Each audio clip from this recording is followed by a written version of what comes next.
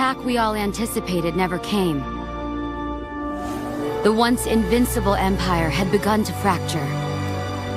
The small rebellion had become bold. And with a decisive victory at the Battle of Endor, the Emperor's reign of terror came to an end.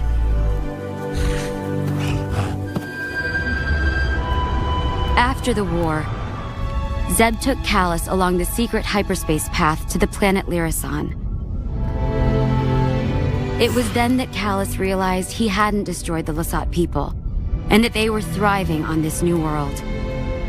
A world where he was welcome as one of them.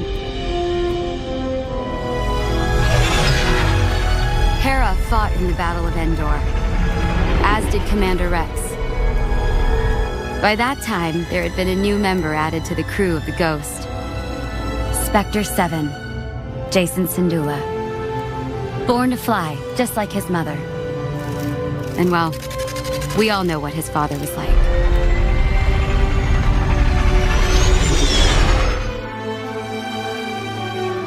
As for me, I used to think that Ezra was counting on me to protect Lothal, the planet and the people he cared for so much.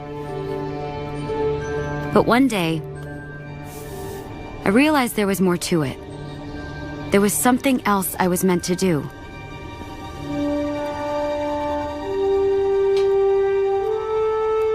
Ezra's out there somewhere, and it's time to bring him home.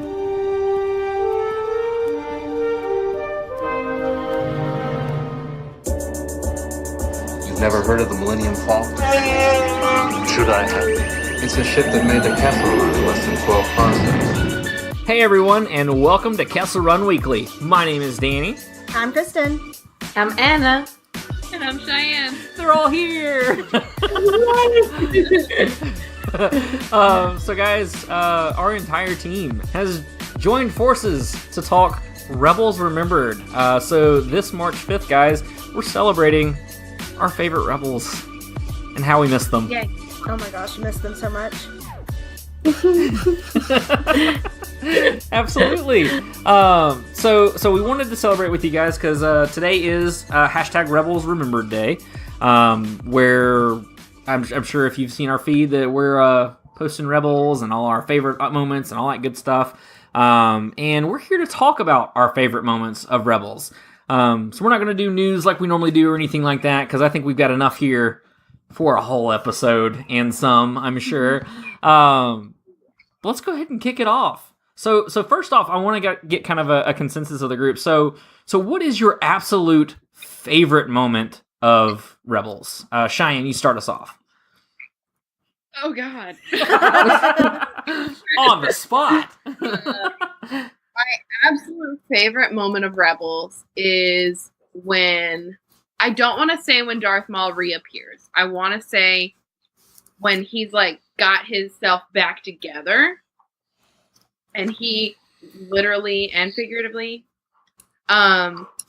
is oh god, what's the right word? Appealing to Ezra, his master, because I feel like this is the first time that we really see Darth Maul like know his own abilities in a less like physical I can beat you up manner, if that makes sense. Because to me, there was always more to Darth Maul. I love that he could do flips and tricks and all of that, but there was always so much more to him. Why was he so mad all the time? And I really like that we get to see more of that in Star Wars Rebels.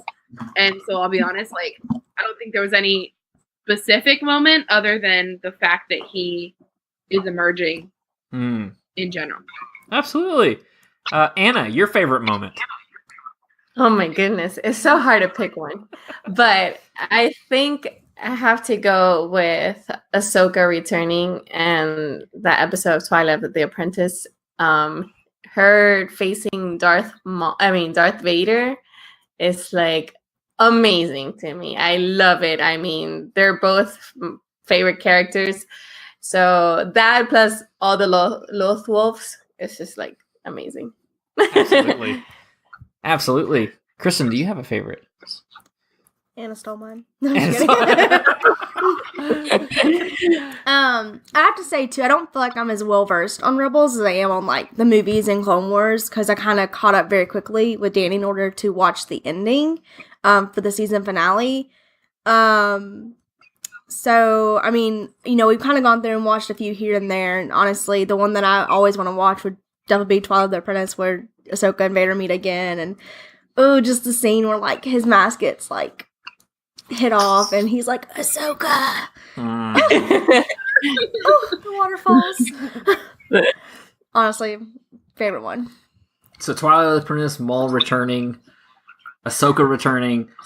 My favorite, I think, would be The World Between Worlds. That's a good one. I love it because, and if anybody has listened to the podcast before, you know my favorite thing, weird Star Wars is awesome Star Wars.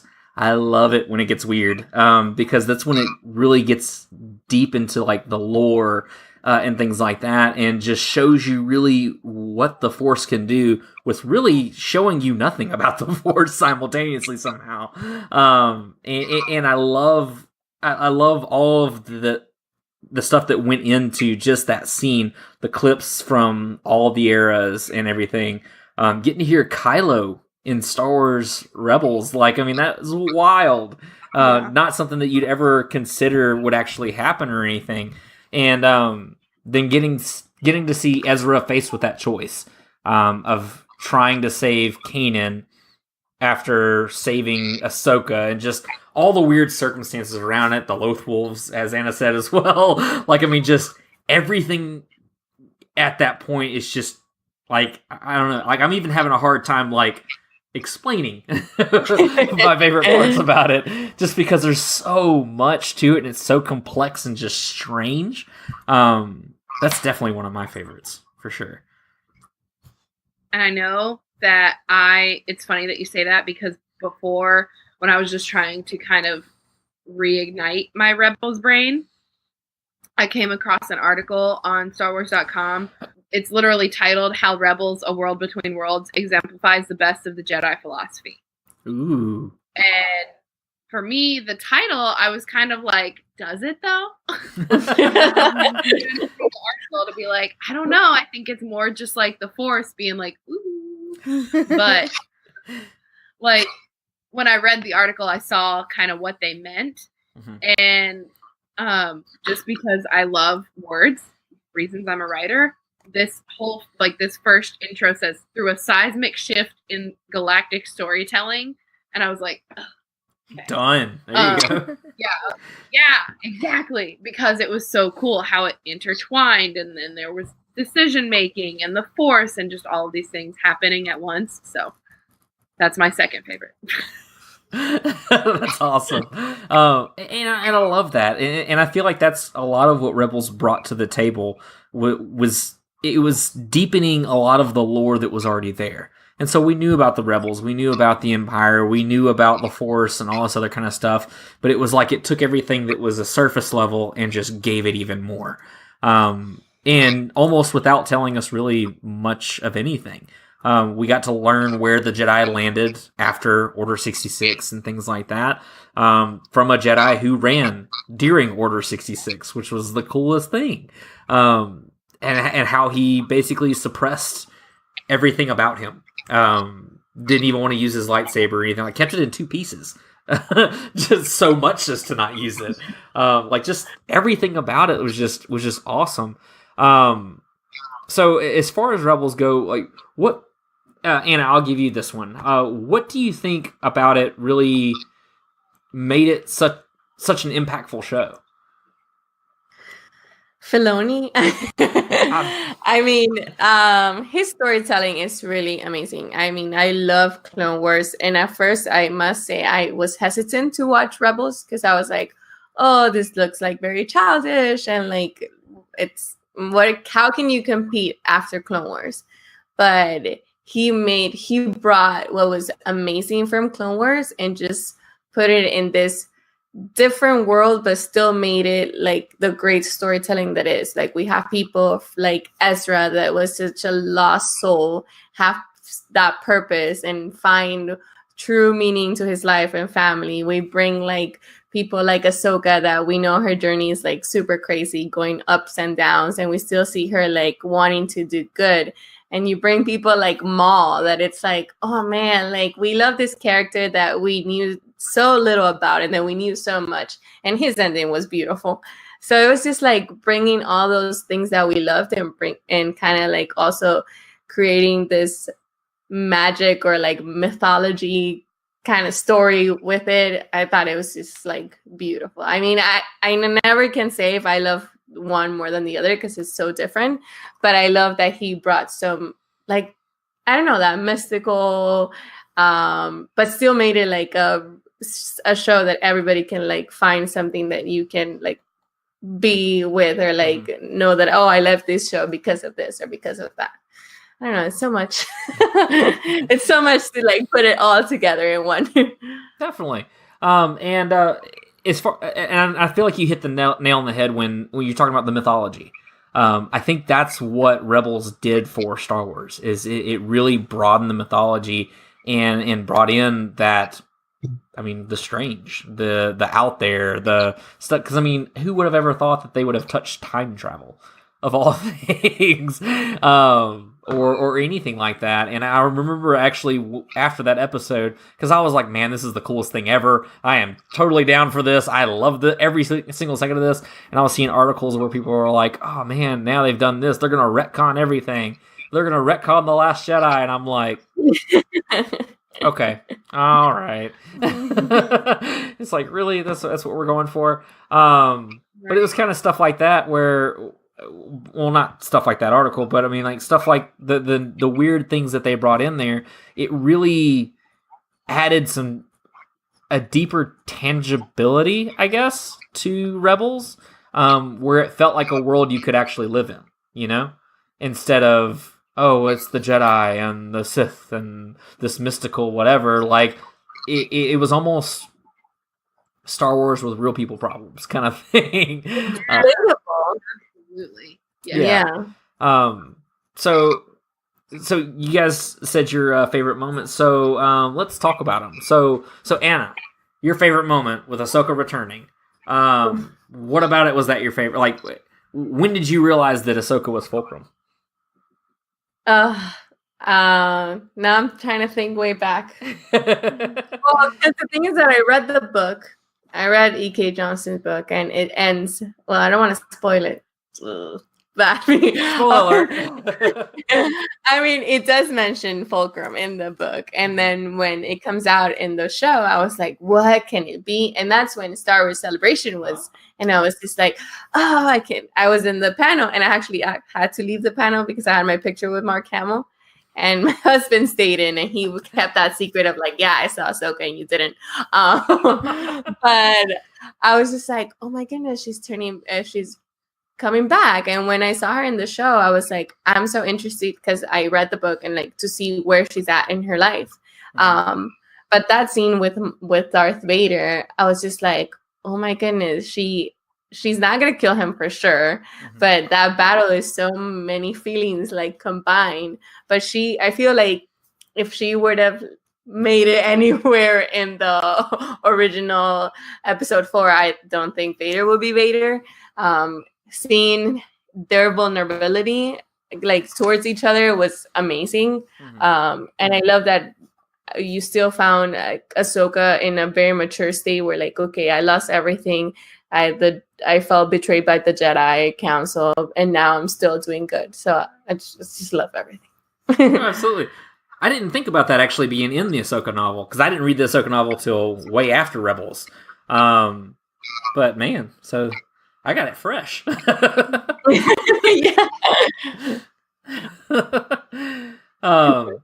So what did you think overall of the Ahsoka Vader showdown? Like, because I know you said Twilight of the Prince was your favorite. What did you guys think of all that? Like, how are you feeling watching it? Whoever crying. Okay. I mean, I was crying, and the thing is that, okay, so I do a lot of lightsaber combat classes, so we kind of study how they fight, you know, and Ahsoka has a particular way to fight. And she wasn't doing that with Vader. She was defending the whole time until like one moment that she gets really mad. So I love seeing that, and also seeing Vader like kind of going at it but not at it. So I thought when she breaks his mask, it's like that moment where he's dealing with like, okay, my dark side, but still like I know who you are, and like you haven't done anything to me but be good. So I think that was such a moment where you kind of like relate for both of them. Like you relate for Vader because I mean, I could talk about Vader for days, but he's just in that moment where like I feel like everything's lost, and then I have Ahsoka in front of me. And the same thing with like Ahsoka, like she still feels that guilt of like letting her master become Vader. So it's just a full bag of emotions in there. Emotions is the most relevant thing I've ever heard. Yeah. I feel like in that moment, because for me, Darth Vader was one of the most devastating things to ever happen to me in my childhood. Because I loved Anakin so much. Like, oh, here we go. And I cried about it. But I love Darth Vader. I do love Darth Vader as a character. Because when I did watch the original trilogy, I was just like, oh my gosh, it's great. But he's evil and it's awesome. And people always forget that he is literally, there's never a moment in his life where he's not fighting himself. Like, everybody's always like, oh, he's the big bad. Even though he's got Palpatine, like, Darth Vader's also the bad guy. He's the bad guy. And it's like, yeah, he's the bad guy because of the suit that's on him and the person that he has to stand next to. He is not internally fully the bad guy. He doesn't know what he's doing. Absolutely. Like, and I think that scene encompasses that. Like, we see a lot of scenes, like when Luke, what's the word I'm looking for, brings the good out in him before he died. Stuff like that. Like, obviously we see those little good bits and pieces in different things with Padme, and then with Luke, and then now with Ahsoka. But I feel like with Ahsoka, it's the strongest because they're not talking about it. You're just feeling it, you know? And I think that scene just puts a lot of feelings. Like you said, it's a big bag of emotions in one scene. Oh, definitely. Absolutely. Kristen? Want to weigh in on your favorite scene? I mean, yeah, it's super emotional, like everyone said. I mean, I don't know. You see the conflict, too, with both of them, really, because I think the thing that kind of gets Ahsoka is I think she kind of questions herself in that moment, too, of, like, what could have been if she didn't leave the Jedi Order, even though, you know, she was technically kicked out first, and then, you know, they were like, oh, we messed up, we're sorry, come back. And she just made that decision at that point that it's not what she wanted. And I know we kind of talked about that too, about, you know, it was the best decision for her. But at the same time, you can't help but wonder what Anakin would have been like if, you know, if she would have stayed, or even vice versa, if Anakin just would have left in general, you know, and not been there at all. But I'm sure that's, you know, the struggle that she faced was... What if I didn't leave? How could he be different? Maybe I could have stopped it. And, you know, then just makes me want to cry, y'all. I love it at the same time. Like, it always makes me so emotional. Well, and I think that's the coolest part about that whole scene. In Cheyenne, you said it, where you know that there's nothing to say. That they're feeling every bit of it. The part that still gets me every single time I watch that moment is when she hits part of his mask, and you hear Matt Lanter's voice for just a second say Ahsoka. Like, thinking about it right now, it breaks my heart. Like, I always get misty-eyed in that part where I'm just like, oh God, no. and I mean, it kills me. Just because you know what they've been through and all the time and all the things that he's done for her. Because like Kristen said, we recently talked about how, I mean, Anakin would do anything for those he loves. Anything. Not limited at murder or anything like that. Literally would do anything for these people that he loves. And for Ahsoka, he almost killed a guy to find out where she was. Almost force choked him out. There's been multiple times where like something happens and he's ready to rampage. Like, to find out, all right, look, I gotta get my Padawan back. This is not okay, and everything. So in that moment with Twilight of the Apprentice, I feel like that's where you see the summation of everything. All of the experiences they had, their relationship, how he felt when she left and vice versa, and all that kind of stuff. It was literally all dropped in that one moment. And what's the best part about it is that all it is just silence and music. That's it. The music. Yeah. They didn't say anything, but all you're getting is a version of Ahsoka's theme in the background and everything. And it's just, it breaks my heart. Yeah. No, this show will break your heart so many times. It's just like, and that's the thing. Like, if we go back to being relatable, it's how it started. And it's like, there's like a whole family theme in the show. So even like a part of like the Ahsoka Vader is that family that was broken before and it reunites, but it can't really go together. So it's beautiful. Mm-hmm. Poetry. Absolutely. Absolutely. And actually continuing with what you said, Anna, so the family theme throughout the entire thing, because we see it continue even with Ezra. He's tempted with it in the end with Palpatine and everything to be able to see his family one more time, which again, soul crushing, heartbreaking, all of the things. Yeah. But he's tempted with getting his true family back, but realizes that he has his found family and everything. And I love seeing them grow together, especially because, like, I'll be honest, I was not a fan of Ezra at first. In the least. Like, could not stand the kid.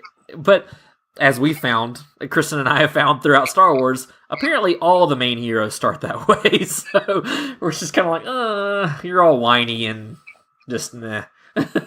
Yeah. Tashi Station. But anyways. Yes. We'll never let that one go. No. But it's cool seeing Ezra grow, because at first you can kind of see how it's almost like he resisted Kanan and Hera. Like he was the street rat who wasn't gonna. I mean, he was gonna break away the second that he wasn't needed anymore, or that he didn't need them and everything. But seeing how he just slowly became a part of the Ghost crew, and they became this found family that was stronger than any bond that any of them had ever experienced, because they were all cast out in one way or the other, whether that be on the run from Order 66. I'm trying to remember what happened with Hera. I know that she lost her family home due to Thrawn, but I think she just joined up with the rebellion or something to that effect, right? I think so. I know that, like, in Hera summarizes it really well. I was telling you about the recap thing that I was watching. She summarizes it really well when she says, and I wrote it down because it hit me in the heart. In the season, or I think the series summary, she said, a boy who was lost, a girl who was broken, survivor, a war vet, and a fallen knight. Mm. And you can watch that summary literally probably anywhere on YouTube. But the one I specifically saw was posted by the Space Family. And I think it really encompasses them as individuals. And obviously she goes on to talk about like how those individuals became a family. Mm-hmm. Like they came together to create the family that was the Rebels. Absolutely. And I think that's again, one of the coolest parts about the series is how everyone comes together. It's a whole bunch of people who should have never teamed up, is essentially what it is. That probably hated each other's guts at first, but did what they had to do to get it done and to become a cohesive team. And just seeing really just everything of what they went through and how they came out the other side of that. I think it's great. One of the coolest moments to me, as far as like their family goes and everything, was the part where it's after, I think it's after World Between Worlds, or it's in that episode, I'm not 100% sure, where Hera saves Ezra from everything collapsing and all that kind of stuff. And she's like, the temple, it's gone. And that's when they see the Loth Wolf for the last time and the one last lesson and all this other kind of stuff. And they have that moment, though, where she's like, Kanan's really gone. And he's like, yeah, and everything. It's just like that was that set of episodes were the worst to get through because it was just emotional and heartbreaking. Like I'll never forget watching when Kanan did die, when he gave his life and everything like that. Like, and then we had to watch it twice because of A World Between Worlds. Yeah. Thanks, Filoni. Yeah, just in case you didn't get it. Right, once wasn't enough, but appreciate it. But really, kind of seeing just the level of where Kanan was at that point and everything, where he had achieved true Jedi at that point. And what was cool is that, again, and we brought it up in multiple shows, where cookie cutter Jedi is not a Jedi, is what we're finding out. Not everyone fits into the same mold. So, and Kanan, I think, really exemplified that. Yeah. And that's why, like, there's so many times that you see the Jedi Council or the Jedis, like, as a theme. They don't work. It's just because it's not, if you don't have a connection with other people, if you don't have that passion, then how are you able to achieve that? Mm-hmm. And that's what I love about Kanan, is that he was his best when he had that companionship with Hera and, like, have that family, even though they shouldn't have that as being Jedi.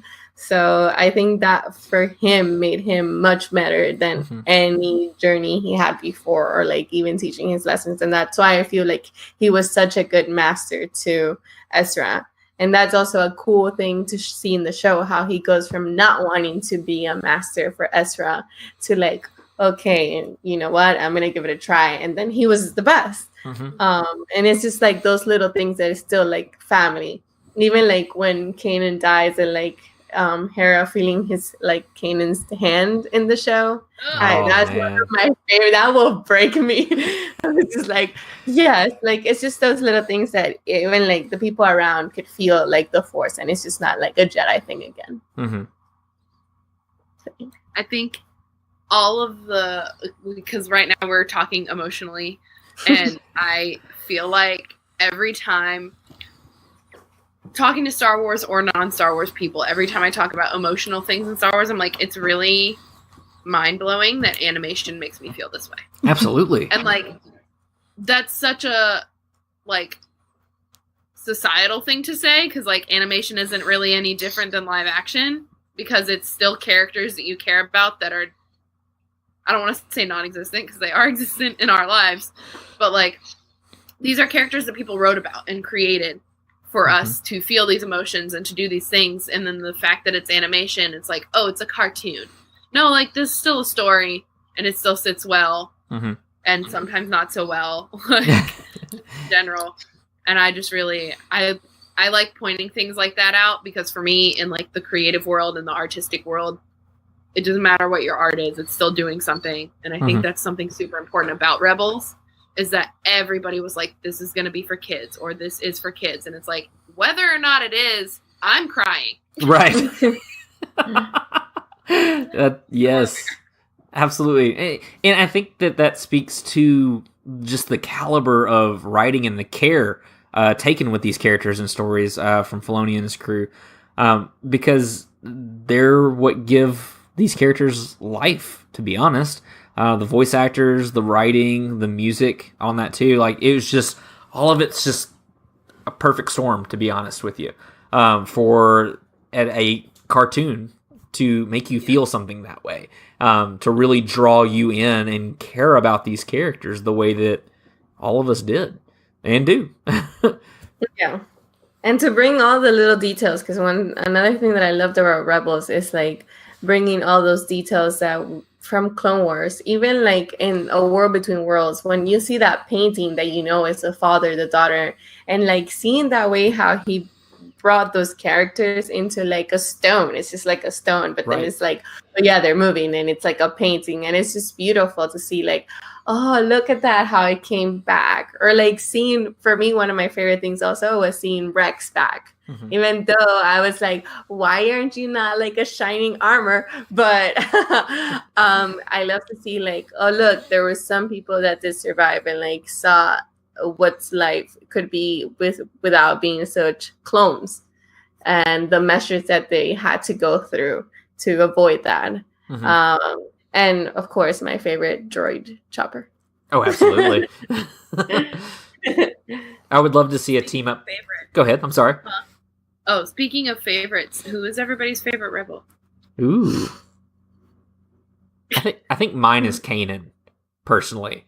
I love seeing his journey as going from the on the run Jedi, just disavowed basically, to the Jedi Master that he became, and everything. I loved seeing his growth, which hurt because I knew that by the beginning of season 4 he was done, because like his story had ended at that point. There was nowhere else for him to go, and his story played out. And so at that point, I was like, "Yeah, Kanan's not going to make it. There's nowhere else for him to go. He would have just been the Jedi friend that they had at that point." But I loved his growth and how he, in all honesty, the way he found the Force and found his oneness with the Force should have been similar to how Anakin should have been allowed to do it. Because Kanan didn't fall into the cookie cutter either. Now he grew up in it, so it was a little bit more of something to accept. But even then, he had to find his own way, and I think that would have helped Anakin had he been given that choice. But he didn't, and so I almost kind of see Kanan as a what if Anakin kind of thing.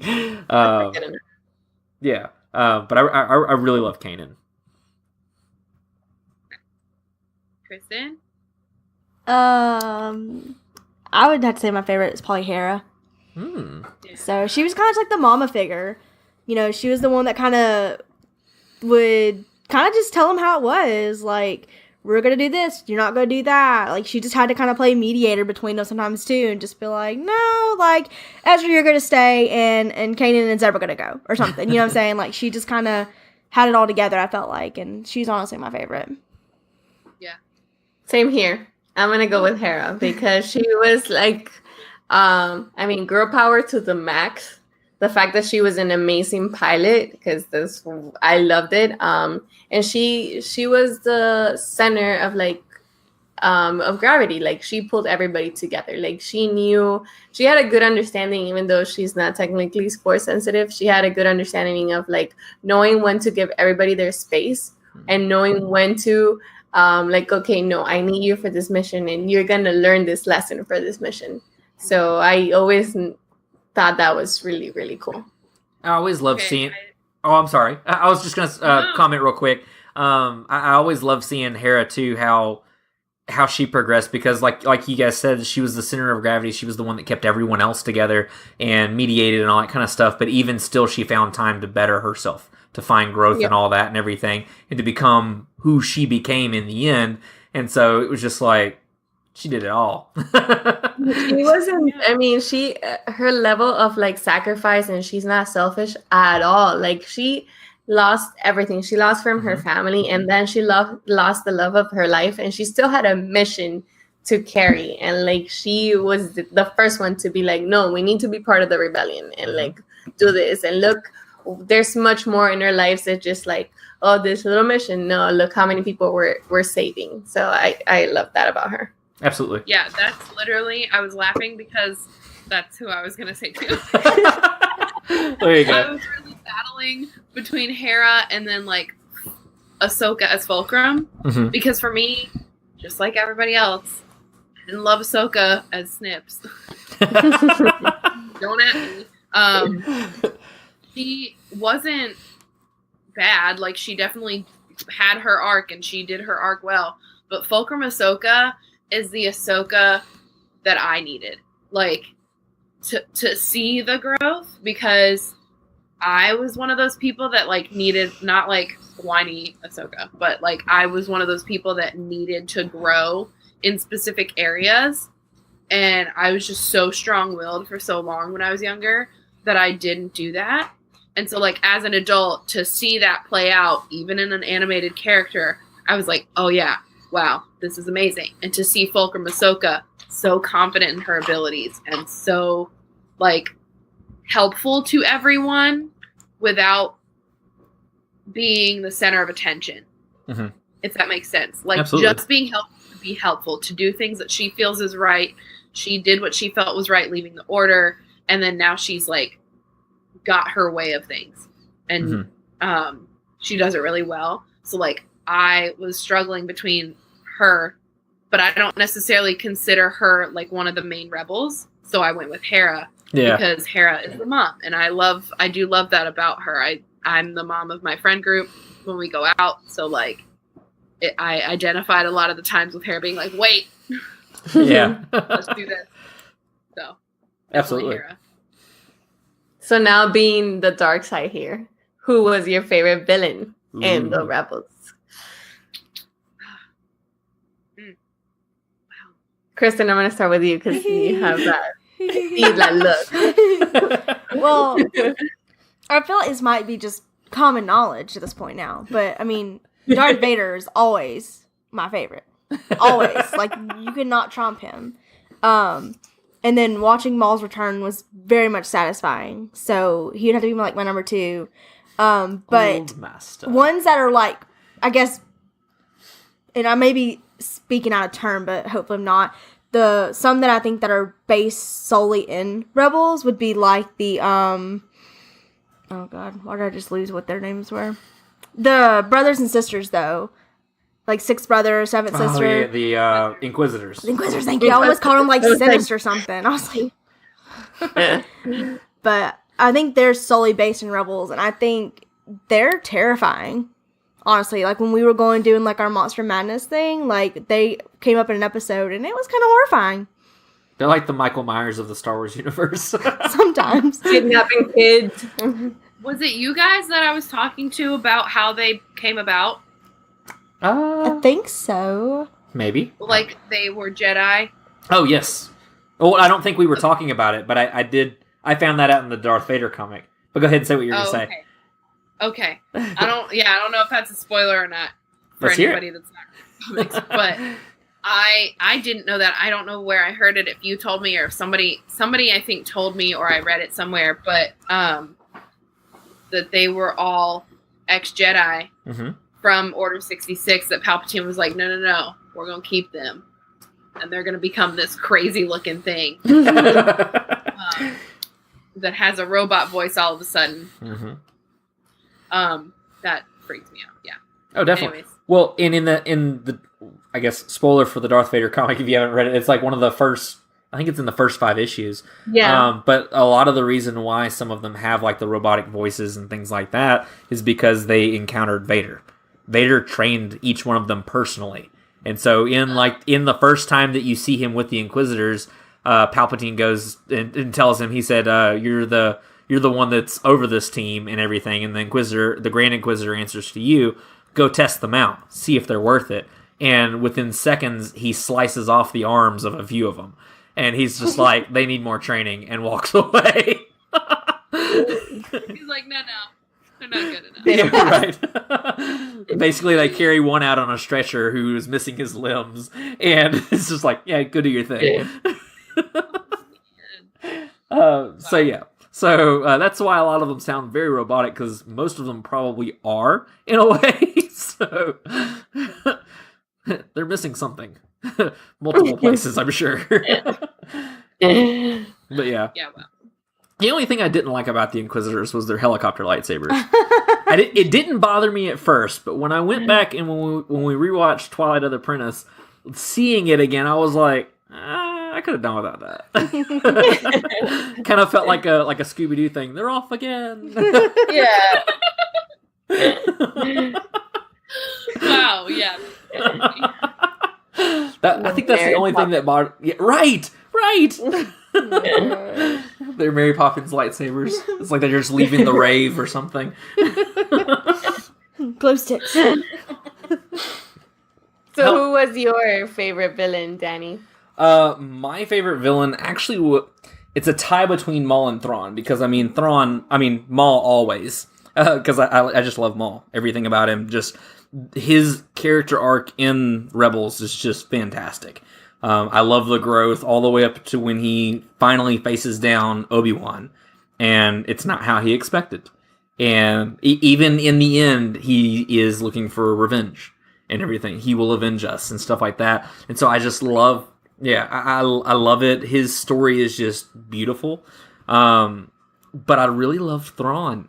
I loved getting inside his head and seeing how he sees things like the art and different things like that. And I mean, he creeped me out, man. He just creeped me out because it was just, and especially if you get a chance to read the Thrawn novel, you actually get to be inside his head.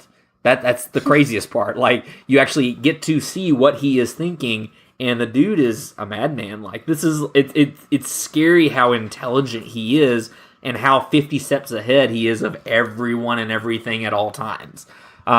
So just knowing that and watching him on screen combat the rebels, and basically his fight ended up being less about the rebels and more about Hera. Like, it ended up being Thrawn versus Hera most of the time, which was really interesting, especially when Hera's in an X-Wing and they're trying to get through that blockade and everything. Yeah. And the only reason that she wins is because someone's like, no, I'm going to turn now. This is my chance. And he's like, what are you doing? Yeah. But like, it never seems like it's out of like a hatred or malice of them. Even in the book, he kind of mentions it too, that it has nothing to do with whether I agree with your cause. This is what I've committed to do. And so this is what I'm going to do for my people and everything. So he's just such an interesting character to me. And I love it. I love it. What about you guys? How about you, Cheyenne? I feel like I don't have to say Darth Maul because everybody that's ever listened to this podcast or my podcast knows that already.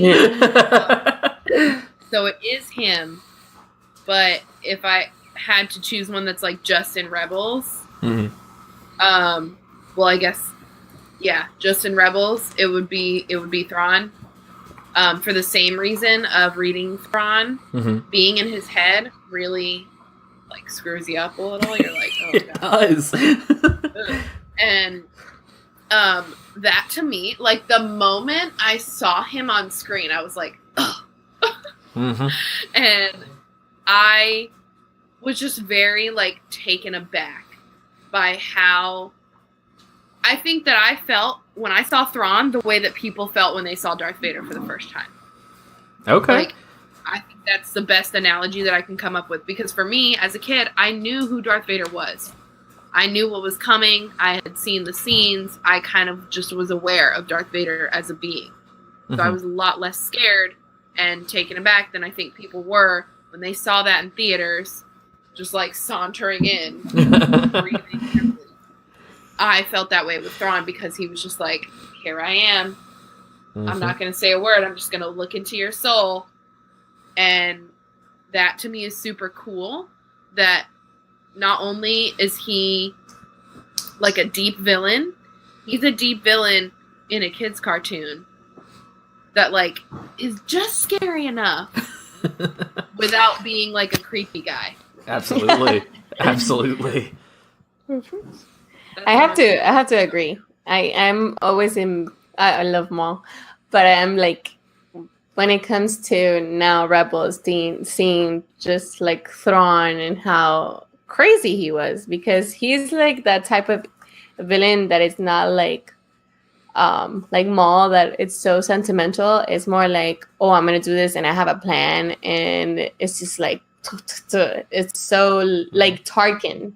Like, you know, it wasn't like, it's like more passion. It's more like, no, like army dude, like that he had a plan, and he took everything personal, and he knew how to defeat his opponents because he was like, I'm going to get you where it hurts. Like, he had stuff from Hera that was belonging from his family, but it also was like Dragon Boss that was like keeping stuff like collectibles because he was just so proud of everything that he was like taking down. So I thought he was just like a cool, crazy villain. We have to add crazy, all of that for sure. Yeah, no, he was crazy. He was There's like, something in there that's just I mean, his eyes are red. I mean, he's a tactical genius, but he's also insane. Yeah. Yes. He's a madman. To be the level of genius he is, it's a prerequisite. He has to be insane. For sure. For sure. Of the Star Wars universe. Yeah. Yes. Yeah, no, everything about Thrawn just, it creeps me out, but in the same sense, like, you're almost just in awe of the things that he pulls off, where it's just kind of like, because that's, like you said, it has nothing to do with emotion, and it's not anger, hatred, rage, revenge, anything like that, like the villains that we have seen. It's tactical. It's strategy. It's I'm going to win because I can. And there's no heart in it necessarily, but the fact that you know that he doesn't have a stake in this. This is not his war to fight. He doesn't have a stake in how this outcome happens, but he knows that he's going to win. And that's it. Yeah. And that's horrifying. Especially the organ music that always played behind him. That always made it worse. Favorite creatures. There we go. Ooh. Man. Wow. Now I'm trying to think of all the creatures. Loath wolves. Oh, for sure. Loath wolves. I don't know. You remember those like creepy bat cat things? Not loath cats. Like, oh god, I don't even know what they're called. I'm gonna have to Google. Oh, it. the Phrynox? No, I know what she's talking about. I think I don't. The ones that are afraid of the sunlight? Oh, those were creepy. Yes. Horrifying. Maybe because they were Because like blowing things up and they were running from it. Yeah. Yes, the Phrynox. Yeah. Thing? Yes, that thing. Okay. I thought they looked like a Pokemon. I was about to say, I don't think they're my favorite, but they definitely freaked me out the most. Yes. Out of anything. I don't know if I really have a favorite from them just because I can't think of all of them right now. The flying octopus. Yeah. Oh, yeah, like, the Purgil. Yes, I always forget their names. Purgil. Wow. Yeah, because I would have to I have the Wildlife of Star Wars book. Oh, cool. And love creatures so much. Yeah. So that's one I can't answer right now without knowing all of them. Right. I do, before we get too far from the villain thing, I had something I definitely wanted to mention. When Darth Maul is dying, R.I.P., he asks Obi-Wan, is he the chosen one? And Obi-Wan says he is. And then Darth Maul says he will avenge us. Mm-hmm. And the only reason this is fresh on my mind is because I watched it and I just wanted to die inside. Because did we ever find out, are they talking about Anakin? Are they talking about someone else? Sorry, go ahead. I was just going to say who is he? Who are they avenging? I think in an interview, I don't know if it was Rebels Recon or something after, I think there was something that confirmed, though, that Obi-Wan was referencing Luke, because that's who he's watching at this point. Yeah. So he believes that Luke is the chosen one, which we find out. I'm glad you pulled that picture up, because that's another one I'm going to mention. But in the From a Certain Point of View book, we find out that Obi-Wan thought Luke was the chosen one. Yoda thought it was Leia. And everything. And so, but yeah, so when he's asking, is he the chosen one? And then he's like, yeah. And he's like, he will avenge us. It's the first time that there was ever an us in Maul's life. It's always just been him. Yeah. Because that's the thing is, Maul is just all about companionship since the beginning. Mm-hmm. So it's like the fact that he died in Obi-Wan's arms, just the way that Qui-Gon died with Obi-Wan, it's just it breaks my heart. And the fact that he wanted to kill him with the same move he killed Qui-Gon, it's no, bro. Right. You can't do this because I have this fresh in my mind. But it was also an elegant fight. It wasn't a loud one. It was just boom, boom, boom. That's it. Strikes and he was down. Yep. And because I did that when I said, I was the moment I watched it again, and I was just that happened so fast. Mm-hmm. Yeah. And I got emotional quickly. Yeah, I just when he said that, I was okay, Obi-Wan is definitely talking about Luke. I was they are talking about either two different people, or because Darth Maul recognized that that's who Obi-Wan was caring for, he's talking about the same person, but why does he think that he will avenge them? Mm-hmm. That was just kind of where my brain was going, and I was just what's happening? Mm-hmm. Well, and I feel the avenge us part, and I mean, there's nothing. This is Danny canon. So this is just a theory, but I mean, I feel the avenge us, I feel is basically Maul is still in that revenge mode. Revenge has never not been a way of life for him. I mean, he lives and breathes it. And I think the avenge us part, he knows that this person will bring balance to the Force. This person will vanquish his enemies, essentially. So being Palpatine and everything.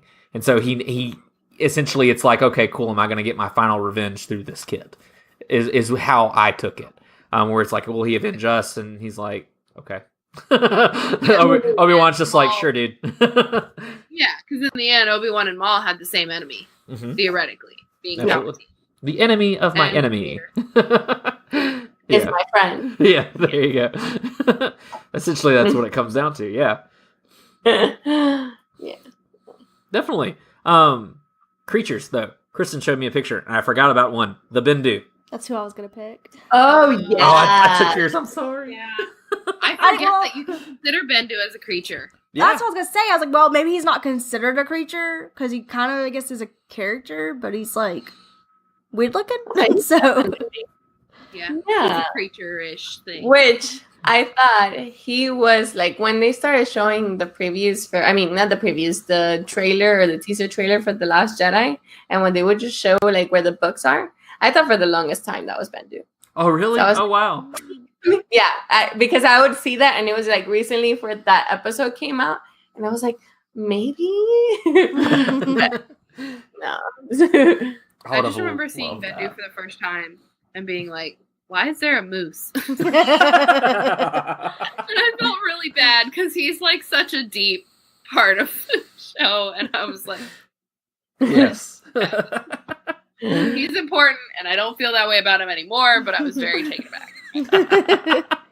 This is the Canadian side of Star Wars. It's a giant moose, eh? Yeah. that was good, Danny. Thank you. I have my moments. No, I'm just like, but no, I mean, what's that? Oh, I was just gonna ask another question. Keep Go going. for it. No, go ahead. You're good. Favorite battle. Ooh. Kristen Like, already there's has so many. hers. And I'm sorry. Do it. Oh, wait, no, I don't know anymore. I was thinking the wrong show. There's so much buildup on I was that. thinking the wrong show. I'm sorry. No, I definitely have mixed up my Clone Wars and my Rebels moments Yes. sometimes. That's what you did. Because I was about to say something about When I wrote Obi-Wan. it down, yeah, I like. Which one were you thinking? Now I'm curious. I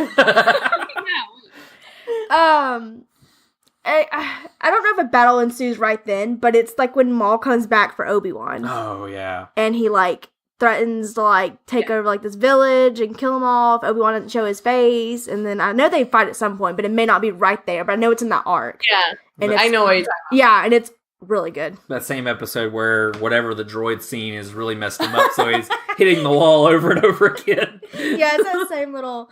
Yeah. But I immediately thought of that one, but then I was like, wait, no, about. that's not the right show. That's okay. When I was writing down my arc for this one, I was like, oh, I want to write down all of my favorite things. And I got to favorite arc, and I was like, Mortis arc, and I was like, wait, wrong show. There you go. Whoops. Because it is. It's my favorite arc Absolutely. in general. No, I completely agree. I mean, Yeah, I don't really. It's hard to pick a fight because I mean it all depends on like the emotion. I go back Right. to the emotion. Because I mean Ahsoka's battle with Darth Vader, that was such a beautiful fight, but at the same time, like the one with Maul, and I also loved, and it's because the passion in Ezra in that moment, and it also made me like him a little bit more. When he goes into the Jedi Temple and he sees like the vision of like the Inquisitor killing Kanan, which I was like, oh, he's dying the show. But he then starts like battling the Inquisitor. That fight, I loved it. I always think about it because it's also dark and like he has so much passion and like fighting for like, I think it's the first time that I see Ezra like going all out for Kanan. Is that So I think is that the same episode where Ezra goes to get his crystal? yes. Yeah, the visions that he sees there. Yeah. Mhm. I love that love episode. I think my fight would be. Oh man, I just lost it. Dang, what just happened? My fight would either be, which I mean, obviously I love Twilight Apprentice. Everything about that was the coolest. Like you said, because it's emotionally charged and the choreography on it is just awesome. But I also love when Kanan and Sabine are working Trial of Darksaber. I really like seeing where Sabine thinks she's going to get him with simple tricks and all this other kind of stuff because Finn Rao's like, hey dude, try this. And then she ends up getting her butt handed to her a couple times, and then he gets her to a point where she's just done and over it. And then all of a sudden, the roles reversed, and she's got him on the ground, and she's just got him pinned, and talking about all of the things that's happened with her family, her life, all the things that she's been holding in, anger and everything. And that, in all honesty, that moment is when I liked Sabine. I did not like Sabine before that. I just felt like she was a flat character, like there was nothing to her and everything. But in that moment, it was just like, dang, girl, I feel you. It's like, wow. So I think those would be my favorite ones for sure. Yeah, those are good. Kristen, did you figure yours out? I think so. God, everything leads back to Twilight the Apprentice for me. But one that comes to mind that I really like is Maul when he fights against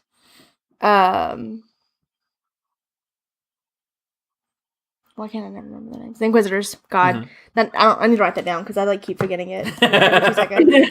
When he fights against the Inquisitors. Yeah, because it's what's cool about the episode is, when you first meet Maul in the episode, he's got a cane, he's all broken and old man master. Maul, and then you realize right then Maul didn't come to play. Maul's playing no games, and he just destroys all the Inquisitors right then, and one guy takes off the roof and realizes his little saber is not spinning anymore, and it's pretty much, and pretty much dies anyway. But just that fight scene right there is just really kind of creepy, honestly, just because of how Maul is throughout that episode. His entrance when everybody's like, the Shadow, Maul, and he's just like, what fun. I love that. Yeah. That's probably one of my favorite ones. Yeah. Absolutely. I don't remember the full fight scene behind it, if I'm being very honest, but I remember a lot of the times I remember things by how they made me feel, obviously. And when the Inquisitor falls down into the explosion, I feel so I have the picture pulled up. I think it's in season 3. Okay. I get all the feels. Phasma blows up. Palpatine blows up. There are multiple blowing ups of things. And for me, I want to say the fight before that was, I think it was him and Kanan fighting. Mm-hmm. And then it might have been him, Kanan, and Ezra. But then he falls into the explosion, and I was like, he's not dead. And to me, any scene that makes me feel that way sticks with me. Mm-hmm. And I think that's because of Darth Maul, because that's where everything in my life leads back to. But it's not going to show you guys. Oh, there it is. Yeah. Yeah. And I remember that because I was like, he fell way too comfortably. He didn't care that he was falling into an explosion. Mm-hmm. And I obviously am glad that he is dead. That's great. Mm-hmm. But it also, I am never one to do big theories. I really just don't care to theorize too deep. Mm-hmm. I definitely like hearing other people's, theories. But when I saw that, this is when Last Jedi was out already, I think. Because I was like, oh, that guy's Snoke. Yes, I thought about it one moment. Oh, man. I was like, that's what happened to him. His face got messed up, and then here he is. Tall enough. I mean, hey. Yeah. So, I don't know that I ever considered the Grand Inquisitor being Snoke. I also thought that the Grand Inquisitor, when he first came out, was the son. I could see that. Yeah. Yeah. I was like, is that him? And I was waiting for that moment to like, because, you know, maybe Darth Vader went back to the island and said like, hey, let's be buddies and like go fight this guy. Yeah. And I thought that for the longest time. I was waiting for the daughter to come out like being like a light something. Mhm. Well, and even like the brother wouldn't even have to like leave his own place. He can like manifest that dark in him into a being and be like, here, take it in this person, and I'll just stay here. Right. Like magic. That would be crazy. Oh yeah, that would be crazy if he was the son. Right? Ooh. See, I love this. I love this. This is cool. See, this is what happens every time we record. Why Bendu was your favorite, Kristen? Oh yeah. You said what now? You never said why Bendu was your favorite creature. I mean, he's just like the coolest one to me. He's the only one I know about, and I don't know if he technically was much of a creature more than just like a. I mean, he being can turn of into a smoke rocks monster. and- That's pretty. That's what I'm saying. Like, did he not just kind of create himself out of like rocks and dirt, essentially? Well, no, I mean, he. We don't really know anything about him other than that he was a force user of He's some mysterious. kind. He is mysterious. He can like formed antlers. mysterious moose. He can turn himself into a storm. There's that. Yeah, he got really angry. He got very angry when people wouldn't leave immediately, so he's I saw that. he's good at getting people out of parties. So. Yeah. I'll call him next time. Time to leave. I don't know. I guess I like the mystery behind him. There's not much to know. Mm-hmm. Yeah. I would love to see him show up again. Yeah. Because he was just interesting to me. I forgot about the owls. Oh, yeah. I saw a picture of them a minute ago, and I was like, ooh, so cute. You were also over there laughing at a Lothcat picture, so there's They're that. so cute. Loth cats are adorable. But this one was horrifying, honestly. I'm gonna pull up, see if I can even show y'all. Let me see if it'll even show up on the screen.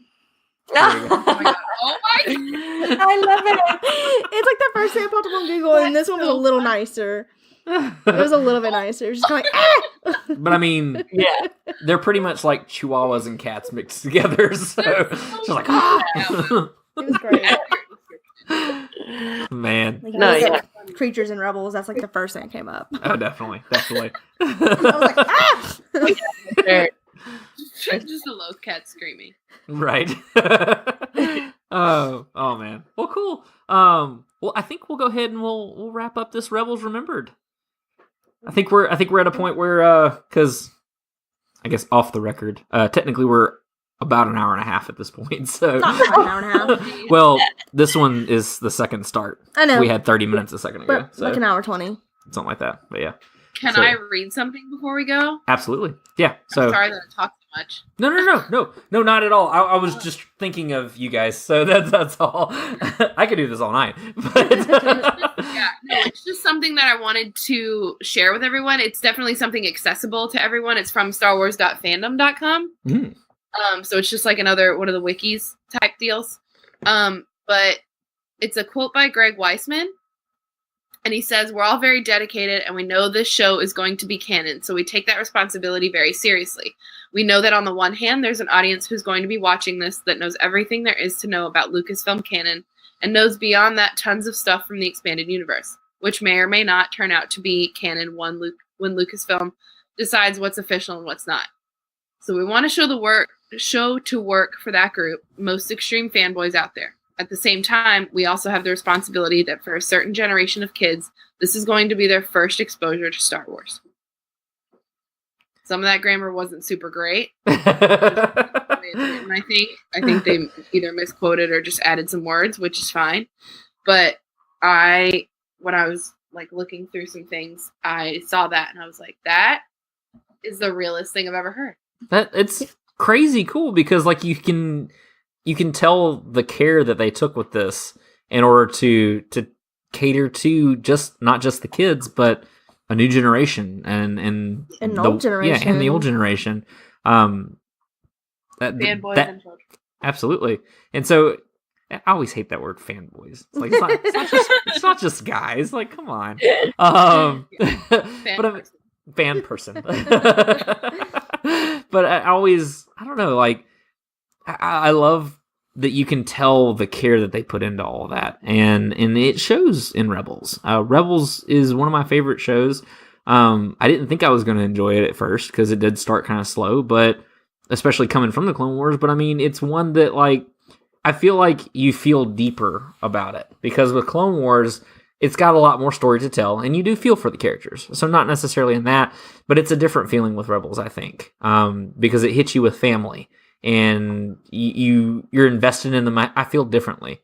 Yeah, no, for sure. I know for me, Rebels had big shoes to fill with after watching Clone Wars, but I think it did such a phenomenal job because it was more relatable.